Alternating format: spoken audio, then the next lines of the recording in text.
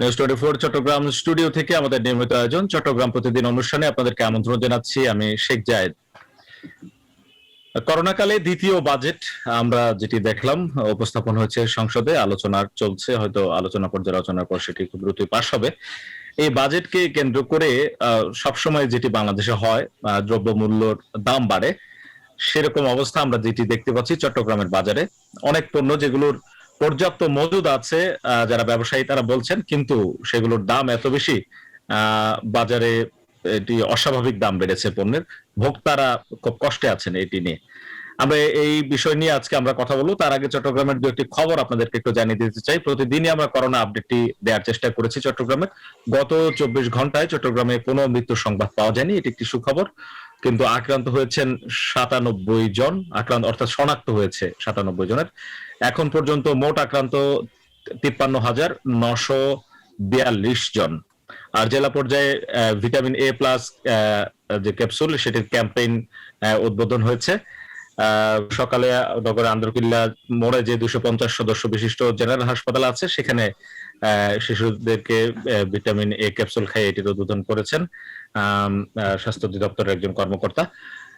আরেকটি হচ্ছে বৃক্ষরোপণ কর্মসূচি, যেটি প্রধানমন্ত্রী উদ্বোধন করেছেন। চট্টগ্রামে বৃক্ষরোপণ কর্মসূচি আজকে পালিত হয়েছে। এই হচ্ছে বেশ কয়েকটি খবর। বর্ষাকাল চলছে, বেশি করে গাছ লাগাবেন। যারা দেখছেন তাদের প্রতি আমাদের ওই আহ্বান। আমরাও চেষ্টা করব আমাদের পর্যায় থেকে। আজকের আলোচনার বিষয় এই যে চট্টগ্রামে বাজার দর অপ্রত্যাশিতভাবে জিনিসপত্রের দাম বেড়েছে, নিয়ে আমাদের একটি প্রতিবেদন আছে। সেই প্রতিবেদনটি দেখে আমাদের সঙ্গে যে অতিথিরা যুক্ত হবেন তাদের সঙ্গে পরিচয় করে আলোচনায় চলে যাব। প্রতিবেদনটি দেখে নিচ্ছি। করোনাকালে সংসদে যখন বিশাল অঙ্কের বাজেট নিয়ে আলোচনা, তখন দ্রব্যমূল্য বেড়ে অস্থির চট্টগ্রামের সবচেয়ে বড় পাইকারি বাজার খাতুনগঞ্জ ও রিয়াসউদ্দিন বাজার, যার আরো বিরূপ প্রভাব পড়েছে খুচরা বাজারে। বাজেট বাস্তবায়ন না হওয়ার আগেই বেড়ে গেছে চিনি সহ বেশিরভাগ আমদানি পণ্যের দাম। প্রত্যেকটা বাজার আগুন যায়, শুধু এটা না, নিত্য পর্যন্ত যতগুলো জিনিস সবগুলোতে। আমরা জনসাধারণ যারা চাকরিজীবী মানুষ আছি, সাধারণ মানুষ যেগুলো আছে ডেলি লেবার, ওরা কিভাবে খাবে, কিভাবে চলবে, এখন অবস্থা খুবই খারাপ হয়ে গেছে। আপনার 30 টাকার পেঁয়াজ এখন 60 টাকা, তারপরে আপনার এই 70 টাকার রসুন 150 টাকা। আর খুচরা বিক্রেতারাও বলছেন পাইকারিতে পণ্যের দাম বেড়ে যাওয়ায় বেশি দামে বিক্রি করতে হচ্ছে তাদের।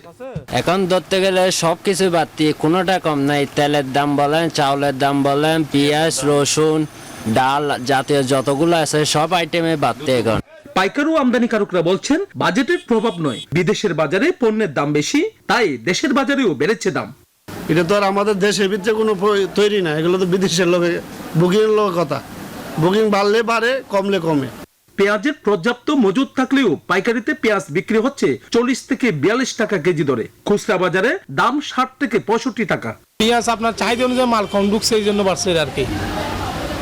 তখন তো সারা বাংলাদেশের ঢুকতো, এখন তো আপনার বার্মা এই টেকনাফ দিয়ে ঢুকছে আর কি। একই সাথে পাল্লা দিয়ে বেড়ে যাচ্ছে সব ধরনের চালের দাম। দাম বেড়েছে ডাল, লবণ ও গুঁড়ো দুধের। নয়ন বড়ুয়া জয়, নিউজ 24 চট্টগ্রাম। আমরা প্রতিবেদনটি দেখলাম নয়ন বড়ুয়া জয়ের চট্টগ্রামের বাজারের হালচাল। আমন্ত্রণ জানাচ্ছি দুজন অতিথি আমাদের সঙ্গে এর মধ্যে যুক্ত হয়েছেন। এসএম নাজির হোসেন, সহসভাপতি ক্যাব, এবং আমাদের সঙ্গে যুক্ত আছেন বিশিষ্ট ব্যবসায়ী আমদানি রপ্তানিকারক জনাব মাহবুব রানা। নিশ্চয়ই শুনতে পাচ্ছেন আমাকে দুজনে? শুনতে পাচ্ছেন। আপনাদের দুজনকে স্বাগত জানাই। শুরুতেই এসএম নাজির হোসেন, আপনার কাছে আসবো। বাজার পরিস্থিতি আপনি নিশ্চয়ই পর্যবেক্ষণ করছেন, আপনার কাছে জানতে চাই চট্টগ্রামের বাজারের চিত্র আপনি কি দেখছেন এবং এই হাল কেন, আপনার কি মনে হয়? ধন্যবাদ আপনাকে, আপনার মাধ্যমে নিউজ 24 এর দর্শকদেরকে শুভেচ্ছা। যে রিপোর্টটা আমরা দেখলাম, আমাদের বাজেট বৃহস্পতিবারে মাননীয় অর্থমন্ত্রী ঘোষণা করেছেন। বেশ কয়েক বছর ধরে কিন্তু বাজেট ঘোষণার পরে এই ধরনের ঘটনা ঘটতো না। এইবার আবার নতুন করে আমাদের ব্যবসায়ীরা এই ধরনের কারবার শুরু করেছে। বিশেষ করে আমদানিকৃত পণ্যের শুল্ক বাড়ানো হয়েছে এবং দেশীয় যে পণ্যগুলি আছে সেখানে শুল্ক ছাড় দেওয়া হয়েছে। তো এই সুযোগটা আমাদের ব্যবসায়ী বন্ধুরা হাতছাড়া করতে চায় নাই। তো সেই কারণে তারা এখন ওই বাজেটের একটা অজুহাত, আবার ধরুন আমদানিকৃত পণ্যের শুল্ক আরোপের অজুহাত দিয়ে যেখানে সুবিধা দেওয়া হয়েছে সেটা কিন্তু দাম কমবে আরো পরে। যে দেশীয় যে পণ্যগুলি আছে সেগুলি যেগুলোকে শুল্ক কমানো হয়েছে সেটা কিন্তু দাম কমবে না। আমাদের ব্যবসায়ীরা প্রায় সময় যেটা বলে থাকেন, আন্তর্জাতিক বাজারে দাম বাড়লেই আমাদের এখানে দাম বেড়ে যায়, যদিও সেই পণ্য বাংলাদেশের মাটিতে প্রবেশ করে নাই। আর যদি আন্তর্জাতিক বাজারে দাম বাড়ে, দাম কমে, তখন বলে যে আমাদের বেশি দামে কেনা, আমরা পারতেছি না। এটা হলো মানে চিরাচরিত ঘটনা। তো এই ঘটনা এটা কন্টিনিউয়াসলি ঘটে যাচ্ছে। তবে দুঃখজনক কাহিনী হলো যে আসলে এখানে এই যে এই বিষয়টা দেখাশোনার জন্য যারা দায়িত্বপ্রাপ্ত, তাদের আসলে আমরা সেভাবে দেখছি না। এই এক সময় জেলা প্রশাসন এটা করতো, পরবর্তীতে ভোক্তা সংরক্ষণ অধিদপ্তর এই কাজটি করতো, মাঝে মধ্যে আমাদের র্যাবের নির্বাহী ম্যাজিস্ট্রেটরা করতেন। কিন্তু মানে এটা ক্রমান্বয়ে এই সংখ্যাটি এখন কমে যাচ্ছে। কমে যাওয়ার কারণে এখন নিত্য প্রয়োজনীয় ভোগ্যপণ্যের বাজারটা কিন্তু মানে পুরো ব্যবসায়ীদের হাতে। এখন তারা যেভাবে চাইবে সেভাবে হবে। আর মাননীয় অর্থমন্ত্রী বাজেট পেশের পরবর্তী দিন সংবাদ সম্মেলনে উনি বলছেন যে এই বাজেট কিন্তু ব্যবসায়ী বান্ধব।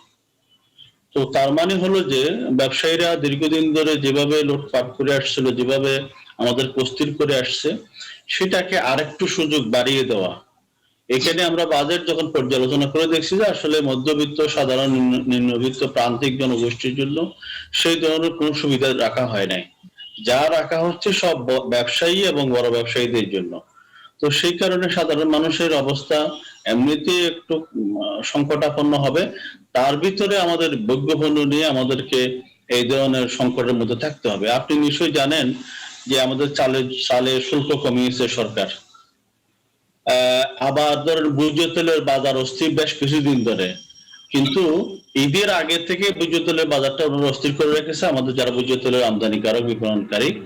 পরবর্তীতে সরকার দাম বৃদ্ধির একটা প্রস্তাব অনুমোদন করলেন, কিন্তু অনুমোদন করার পরে যেই দামে সরকার অনুমোদন করেছেন, নির্ধারিত দামে কিন্তু বাজারে সেই পণ্যটা পাওয়া যায় না। এখানে কোনো ধরনের মনিটরিং নাই, দেখার কেউ নাই। এখন তারা যেভাবে চাচ্ছে সেভাবে হচ্ছে। তখন এই অবস্থায় আমাদের ভোক্তারা খুবই অসহায়। তা আমরা মনে করছি আসলে এখানে মাঝে মধ্যে মনে হয় যে সরকার কি কোনো কারণে ব্যবসায়ীদের কাছে আমাদের ভোগ্যপণ্যের বাজার সহ এটা পুরোটা লিজ দিয়ে দিছে কিনা, সেরকম অনেক সময় সন্দেহ লাগে। তো এই অবস্থার পরিত্রাণ কিভাবে হবে আমরাও জানি না। তবে আমরা বলতে চাই যে আমাদের যারা ব্যবসায়ী এই ধরনের কাজের সাথে যুক্ত, তারাও কিন্তু দেশের নাগরিক, তারাও মানুষ, তাকেও কিন্তু আর 5টা পণ্য কিনতে হচ্ছে। তো এই যে পরিস্থিতি আমরা এখন চালের বেলায়, পেঁয়াজের বেলায়, ভোজ্য তেলের বেলায়, চিনির বেলায় ঘটতেছে, তাকে তো আরো 50টা পণ্য কিনতে হচ্ছে। তো তার ক্ষেত্রে সেরকম অবস্থাগুলি হবে। তো সেই কারণে আমাদের ব্যবসায়ীরা একবার পেঁয়াজ, একবার চাল, একবার আলু, মানে এরকম রাউন্ড আকারে তারা কিন্তু এই ধরনের কৃত্রিম সংকট গুলা করে মানুষের পকেট কেটে যাচ্ছে। এটা খুবই দুঃখজনক। এটা আমরা মনে করি যে এটা যে ন্যায্য ব্যবসা এবং ব্যবসার যে নীতি নৈতিকতার সাথে কোনোভাবে এটা যায় না। এটা আমার মনে হয় একটু জনাব মাহবুব রানার কাছে যেতে চাই। জনাব মাহবুব রানা, ব্যবসায়ীরা যেটি বলছেন যে দেশের বাইরে দাম বেশি, তাই দেশের বাজারেও দাম বেশি, যে পণ্যগুলো আমদানি করতে হয়। এই অভিযোগ আমরা বাজেটের আগেও বেশ কিছু পণ্যের ব্যাপারে আমরা ব্যবসায়ীদের কাছ থেকে পেয়েছি। কিন্তু যেটি হচ্ছে যে বাজেটে যেটি বলা হয় যে এইসব বাজেটের পর যে বিশ্লেষণ থাকে, গণমাধ্যমে যে খবরগুলো আসে যে এই পণ্যের দাম বাড়তে পারে, এগুলোর দাম কমতে পারে, কিন্তু সেগুলো বাজেট আলোচনা চলছে তার আগেই বাজারে প্রভাব পড়ে যায়। আপনি কি দেখছেন? আপনার বিশ্লেষণ কি হবে? জি, ধন্যবাদ আপনাকে। আসলে দেখুন, এখানে নিত্য পণ্যের উপরে কোনো ধরনের বাজেটে মূল্য বৃদ্ধি করা হয়নি। আপনারা যেটা প্রতিবেদনে দেখালেন পেঁয়াজের দাম, আসলে আমাদের কৃষকদেরকে সুবিধা দেওয়ার জন্য সরকার ইম্পোর্ট পারমিট কিছুদিন বন্ধ রাখা হয়েছিল। যেমন আজকে গত 2-1 দিন আগেও ছিল পেঁয়াজের দাম প্রতি কেজি 50 থেকে 60 টাকা। আশা করি এটা 2-3 দিনের ভিতর কমে যাবে। আবার আমদানির পারমিট দেওয়া হয়েছে আগামী রবিবার অথবা সোমবার থেকে বাংলাদেশে বিদেশে পেঁয়াজ ঢুকবে, তখন পেঁয়াজের দাম কমবে। তবে এটা একটা সুন্দর উদ্যোগ ছিল, এটা আমাদের দেশীয় কৃষকদেরকে সুবিধা দেওয়ার জন্য, এবং এই কাজটা করা হয়েছিল, এটা সরকারকে সাধুবাদ দিতে হয়। এবং আমাদের এবারের বাজেটে কৃষিখাতে মোট বরাদ্দ রাখা হয়েছে প্রায় 21,800 কোটি টাকার মতো। এটা আরো বৃদ্ধি করতে হবে যদি আমরা নিত্য পণ্যের দাম নাগালের ভিতর রাখতে হয়, ক্রয় ক্ষমতার ভিতরে রাখতে হয়, তাহলে সরকার কৃষকদের কাছ থেকে বেশ দাম দিয়ে কিনে কম দাম দিয়ে আবার বিক্রি করতে হবে বাজারে। এটা করলে এটা আমাদের কৃষকরা উৎসাহিত হবে এবং ফসল দ্বিগুণ হবে এবং মূল্যবান বাংলাদেশি মুদ্রা বিদেশে চলে যাবে না। এখন চাল আমদানি করতে, পেঁয়াজ আমদানি করতে, বিভিন্ন ধরনের পণ্য আমদানি করতে প্রচুর পরিমাণ মুদ্রা বিদেশে চলে যায়। এটা যদি তখন সরকার যদি ডাইরেক্ট সরাসরি কৃষকদেরকে যদি ক্যাশ নগদ প্রণোদনা দেওয়া হয়, অথবা সরকার বেশি দামে কিনে আবার স্টক হোল্ডারদের কাছে কম দামে যদি বিক্রি করে, সরাসরি কৃষকদের থেকে কিনে নিতে হবে, তাহলে আমাদের দেশি উৎপাদন বাড়বে। আপনারা হয়তো অনেকে জানেন দেশে গ্রামে গঞ্জে অনেক কিন্তু জমি আবাদ চাষ হয় না, কারণ কৃষকের কস্টিং এর সাথে বাজার মূল্যের সাথে এটা কৃষক পেরে উঠে না, অর্থাৎ বাজার মূল্য কম তার প্রোডাকশন কস্টিং এর চাইতে। সে কারণে এটা সরকার বেশ দাম দিয়ে কিনে কম দামে দিয়ে বিক্রি করলে কৃষকরা উৎসাহিত হবে এবং ফসল প্রোডাকশন দ্বিগুণ হবে। এবার কৃষি খাতে যে প্রণোদনা রাখা হয়েছে এটা আরো বৃদ্ধি করতে হবে। কৃষকদের প্রণোদনা, কৃষক এখানে অনেক ধরনের কৃষি যন্ত্রাংশ আমদানিতে সরকার সুযোগ সুবিধা দিয়েছে, কিছু কর কমিয়েছে, কিন্তু এটা সরাসরি কৃষকদের কাছে যেতে হবে। সরাসরি যারা কৃষির সাথে, কৃষি কাজের সাথে জড়িত, উৎপাদনের সাথে জড়িত, তাদেরকে নগদ প্রণোদনা এটা সরকার দিতে হবে, অথবা তার উৎপাদিত পণ্যটা বেশি দামে কিনে কম দাম দিয়ে বিক্রি করতে হবে। তারপর কৃষকরা উৎসাহিত হবে। চাল আপনারা জানেন প্রতি বছর, আজকে বেশ কয়েক বছর যাবত হাজার হাজার মেট্রিক টন চাল আমদানি করতে হচ্ছে। পেঁয়াজ তো আছে, পেঁয়াজ, রসুন, আদা, এগুলো নিত্য প্রয়োজনীয়, আরো ছোলা, ডাল এগুলো আছে। এগুলো যদি এটা সরকারের নজর দিতে হবে সরাসরি আমাদের কৃষকদেরকে প্রণোদনা দেওয়ার জন্য। আর কৃষি পণ্য রপ্তানি হচ্ছে, এই রপ্তানিতেও সরকার যেটা আরো উৎসাহ বাড়াতে হবে। এখানে যে প্রণোদনা দেওয়া হয় আবার ওখান থেকে 5% কেটে নেওয়া হয়, এই 5% সরকার এটা বন্ধ করতে হবে।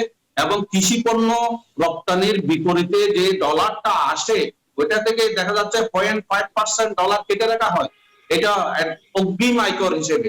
এটা সরকারের কাছে অনুরোধ জানাবো আপনাদের মাধ্যমে, যাতে এটা সরকার এটা বাদ দেয়। কারণ এখন আন্তর্জাতিক প্রতিযোগিতামূলক বাজারে টিকে থাকতে হলে আমাদের সরকার এই রপ্তানি, কৃষি পণ্য রপ্তানি খাতকে আরো উৎসাহ দিতে হবে, এখানে সুযোগ সুবিধা বাড়াতে হবে। কেননা আপনারা জানেন আজকে পার্শ্ববর্তী দেশ ভারত, থাইল্যান্ড, ইন্দোনেশিয়া, ভিয়েতনাম আমাদের প্রধান প্রতিপক্ষ হয়ে দাঁড়িয়েছে কৃষি পণ্য রপ্তানিতে, এবং চীন আমাদের প্রধান প্রতিপক্ষ হয়ে দাঁড়িয়েছে। তাদের সাথে যদি প্রতিযোগিতা যদি আমাদেরকে সক্ষমতা অর্জন করতে হয়, তাহলে সরকার এখানে ব্যাপক প্রণোদনা দিতে হবে। এবং মাহবুব রানা, আপনি যেগুলো বলছেন এগুলো বড় পরিসরে এবং বড় সিদ্ধান্তের ব্যাপার। আপনার কাছে যেটা আসতে চাই, এখন যে কষ্টটি হচ্ছে মানুষের, দ্রব্যমূল্যের দাম, অনেকগুলো পণ্যের দাম বেশি এখন, যেটি স্বাভাবিকের চেয়ে বেশি, সেটি কিভাবে নিয়ন্ত্রণে আনা যায়? না, আসলে দেখুন এখানে যে ব্যবসায়ীরা আহামরি ব্যবসা করতেছে তা কিন্তু নয়। এখানে কিন্তু খাতুনগঞ্জ, মৌলভীবাজারে কিন্তু প্রতিযোগিতামূলক মার্কেট। এখানে যে সিন্ডিকেট করে, যে হ্যাঁ সিন্ডিকেট মাঝে মধ্যে হয়, অনেক কিছু অনেক আছে এগুলো দুষ্টু ব্যবসায়ী, দুষ্টু প্রকৃতির লোক আছে, মাঝে মধ্যে তারা সিন্ডিকেট করে, মাঝে মধ্যে বাজার এভাবে করে, কিন্তু সবসময় যে সিন্ডিকেটের নিয়ন্ত্রণে থাকে তা কিন্তু নয়। এখানে বিদেশে বাজারে দাম বেশি বলে এখানে দাম বেশি হয়, এটা কিন্তু ঠিক। আপনি কেজি পেঁয়াজ এনে যে এখানে 5-7 টাকা আমদানিকার প্রতি কেজি লাভ করে তা কিন্তু নয়।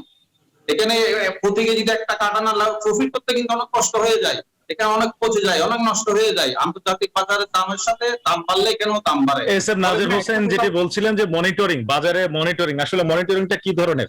আপনার কাছে জনাব মাহবুব রানা, আপনার কাছ থেকে শুনতে চাই। একই প্রসঙ্গে এস এম নাজির হোসেনের কাছে যাব। হ্যাঁ, মনিটরিংটা খ্যাপ আছেন, নাজির ভাইদের সংগঠন খ্যাপ আছে, এবং সরকারি যেটা আছে প্রতিষ্ঠান, এটা মনিটরিং বাড়ালে এখানে কোনো ধরনের 2 নম্বরই করা যাবে না, করতে পারবে না, কোনো সিন্ডিকেট থাকবে না। মনিটরিং বাড়াতে হবে। এবং সরকারি যে প্রতিষ্ঠান আছে টিসিবি, আপনারা দেখেন টিসিবি যদি পণ্য আমদানি করে বিক্রি করে, কিন্তু বাজার থাকে সরকার এটা ভুক্তুকি দিয়ে কম বিক্রি করে, সরকার ভুক্তুকি দিয়ে কম বিক্রি করে। সরকার কিন্তু বাজারের চাইতে 10 টাকা 5 টাকা বিক্রি করে একদম। আমি বলছি যে এই নজরদারিতে আপনাদের আপত্তি নেই তো? না, কোনো আপত্তি নেই, আমরা চাই, আমরা ওয়েলকাম জানাই, সরকার এখানে আসুক, নজরদারি করুক। সব প্রয়োজনে প্রত্যেক পাইকারি মার্কেটে যারা নজরদারি করবে তাদের একটা অফিস করা হোক, আমরা ওয়েলকাম জানাই। এস এম নাজির হোসেন, আপনার কাছে আসছি। নজরদারিটা আসলে কিভাবে হওয়া উচিত? মানুষকে কষ্ট থেকে কিভাবে নিষ্কৃতি দেওয়া যায়? না, মানুষকে কষ্ট থেকে নিষ্কৃতি দেওয়ার জন্য আমরা যেটা বলছিলাম সেটা হলো যে মানে মনিটরিংটা দুভাবে হবে। একটা হলো সেন্ট্রালি মন্ত্রণালয় লেভেলে একটা মনিটরিং হবে, ঠিক একইভাবে জেলা এবং উপজেলাতে মনিটরিংটা হবে।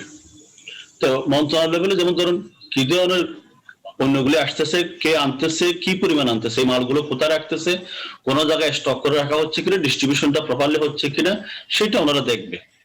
আবার জেলা পর্যায়ে ঠিক একই অবস্থা, কিন্তু প্রবলেম কোন জায়গায়? আমাদের মাহবুব রানা ভাই, উনি চেম্বারের আগের নেতা ছিলেন, এই কয়েকদিন আগে এফবিসিসি এর একজন প্রেসিডেন্ট নির্বাচিত হয়েছে। উনি প্রথম দিন যেই দিন দায়িত্ব দিলেন তার পরের দিনই বললেন যে কোন ব্যবসায়ীকে এই মোবাইল কোডের মতো ব্যবস্থার মোবাইল কোডের মতো মনিটরিং এর কারণে হয়রানি করা যাবে না। এখন আপনি সিন্ডিকেট করে জমা রাখলেন, আপনি খাদ্যে ভেজাল দিলেন, আপনি মজুদ করলেন, আপনি বেশি দাম দিলেন, আপনাকে যখন ধরা হচ্ছে তখন বলো যে আমাকে সরকার হয়রানি করতেছে, তখন তারা উল্টা প্রশাসনের উপর চাপ প্রয়োগ করে ওটা বন্ধ রাখতেছে। এবং এই বন্ধ রাখার ভিতরে কিন্তু তারা আমাদের যারা অসাধু ব্যবসায়ী তারা তাদের কাজটা সেরে নিচ্ছেন। বাজারে কিন্তু ওই যে যারা মনিটরিং করবে তাদেরকে যেতে দেওয়া হচ্ছে না। এই যে প্রতিবন্ধকতা তৈরি করছে, এই প্রতিবন্ধকতা তৈরি করে তারা কিন্তু এই সুযোগটা করছে। এটার জন্য আমি মনে করি যে পুরা ব্যবসায়ীদের যারা লিডারশিপ তারা কিন্তু দায়ী। আজকে আপনি দেখেন আমাদের মন্ত্রিসভা, সংসদ সদস্য, মেয়র, এমপি সবগুলো ব্যবসায়ী, তো অধিকাংশ ব্যবসায়ী, সেই কারণে এখন প্রশাসন তাদের বাইরে যেতে পারতেছে না। যার কারণে আপনি খাতুনগঞ্জ বলেন, অন্য কোনো বাজার বলেন, আপনি প্রশাসনের কোন নির্বাহী ম্যাজিস্ট্রেটকে আমরা দেখছি, ভোক্তা অধিদপ্তরের কোনো কর্মকর্তাকে দেখছি, র্যাবের কোনো কর্মকর্তাকে দেখছি। এবং আজকে যে অবস্থাটি হলো, এই যে চালের নিয়ে আমরা এত কিছু বললাম, খাদ্য বিভাগের কোনো কর্মকর্তাকে আমরা মাঠে দেখি নাই। চাল ব্যবসায়ীদের সাথে আমরা কথা বলছি, তারাও বলছে আমাদের আপত্তি নাই, কিন্তু আবার ওদিক দিয়েও আর একটা চাপ প্রয়োগ করে যে না, বাজারে আমাদের ব্যবসায়ীদেরকে হয়রানি করা যাবে না। আর ভাই আপনি একটা ডাকাতি করতেছেন, সেখানে প্রশাসন মানে চুপ করে থাকবে, এটা তো কোনোভাবে মেনে নেওয়া যায় না। তো এই কারণে আমরা বলছি যে ব্যবসায়ীদের অন্যায্য যে দাবিগুলি, সেই দাবিগুলি তাদের নিজেদের প্রশ্ন করা উচিত। মাহবুব রানার ভাইয়ের মাধ্যমে আমি বলবো যে আপনাদের নেতৃবৃন্দকে আপনাদের এটা প্রশ্ন করা উচিত। দুই একজন ব্যবসায়ীর কারণে আপনি পুরা ব্যবসায়ীদের প্রতি আমাদের মানে যে শ্রদ্ধা সম্মান এগুলো ছিল, কিন্তু এগুলো বের হয়ে যাচ্ছে। ব্যবসায়ীদের ভিতরে ভালো ব্যবসায়ী আছে, সবাইকে অসাধু ভাবার পরিবেশ তৈরি হয়, যেমন তৈরি হয়ে যাচ্ছে। শেষ প্রশ্ন, আমাদের আর 2 মিনিট সময় আছে, আপনার কাছে জানতে চাই, আমরা যেটা দেখছি কোন একটি পণ্যের বিশ্ববাজারে দাম কমলে সাথে সাথে কিন্তু বাংলাদেশে কমছে না, কিন্তু দাম যদি বাড়ে সাথে সাথে বেড়ে যাচ্ছে। এরকম আমরা একেবারে খুচরা দোকান পর্যন্ত একই অবস্থা দেখতে পাই। এর মানে এত দ্রুত এই বার্তাটি আপনারা কিভাবে পৌঁছে দেন যে ভাই দাম বাড়ায় দাও, আর কমলে আপনারা আর কমাচ্ছেন না? এইটা অভিযোগটা আমরা সবসময় পাই বাজারে গেলে ভোক্তাদের কাছ থেকে, এবং এই যে ক্যাবের যারা আছেন তারাও আমাদেরকে এই কথাটি বলেন। এটির একটি সুন্দর উত্তর আপনার কাছে আশা করি। আর বাজার আসলে দ্রব্যমূল্য কবে নাগাদ আসলে স্বাভাবিক পর্যায়ে আসতে পারে, আপনার কি মনে হয়? দেখুন, আসলে আমরা হলাম আমদানিকারক, আমরা আমদানি করি বিদেশ থেকে আমদানি করে যে কস্টিংটা করে এটার উপর আমরা কিছু প্রফিট বা লস দিয়ে আমরা মালটা সেল করে দিই। যখন কোন নিউজ হয় যে বিদেশে এই পণ্যটার দাম বেড়ে গেছে, তখন কিন্তু এটা খুচরা পর্যায়ে যারা ব্যবসায়ী তারা কিন্তু দাম বাড়িয়ে দেয়, ভাই এটা দাম বেড়ে যাবে, এটা তুমি দাম বাড়িয়ে দাও। কিন্তু যেটা যখন কমে, যখন আন্তর্জাতিক বাজারে কোনো পণ্যের দাম কমে, তখন আমরা এলসিডি মালটা বন্দরে আসে, বন্দর থেকে ডেলিভারি নিয়ে আস্তে আস্তে 1 মাস, কোনো ক্ষেত্রে 1.5 মাস, কোনো ক্ষেত্রে 1.5 মাসেরও বেশি, কোনো ক্ষেত্রে 20 দিন। এটা দেশ নিয়ে কথা, কোন দেশ থেকে কত দূর থেকে মালটা আসবে বা আসছে। তখন কিন্তু মালটা ওই যে পণ্য যেটা কমলে আমরা কম দাম দিয়ে কিনে আনি, মার্কেটে কম বিক্রি করতে করতে কিন্তু এটা একটা সময় চলে যাচ্ছে 1 মাসের মতো। মানে বাড়লে মুহূর্তে বেড়ে যাচ্ছে, কমলে হচ্ছে 1 মাসের বেশি সময় লেগে যাচ্ছে। ইয়েস, ওইটাই হচ্ছে আসলে।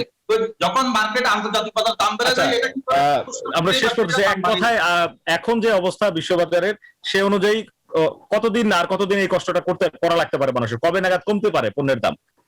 আসলে বিশ্ববাজারে পণ্যের দাম কখন কোন দেশে কোন পণ্যের দাম বাড়ে কমে, এটা ওই দেশের প্রোডাকশন এর উপর নির্ভর করে, এটা বহির্বিশ্বের প্রোডাকশনের উপর নির্ভর করে। আপনারা জানেন এবছর আমরা প্রচুর পরিমাণে বাঁধাকপি রপ্তানি করেছি, লক্ষ লক্ষ মেট্রিক টন।